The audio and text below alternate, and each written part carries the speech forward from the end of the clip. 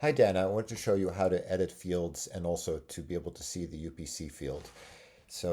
There's this field called type, and that the type actually indicates which fields you see below. So you'll have two types by default. I created a bunch here, but simple and standard. So you can go back and forth. If I clicked on standard, then it would show a different list of fields.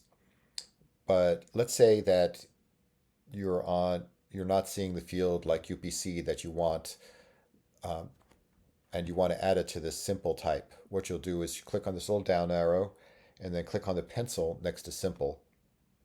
And from here, you can just click on which things you want to add. Like, for example, if I want to add UPC, I click on it.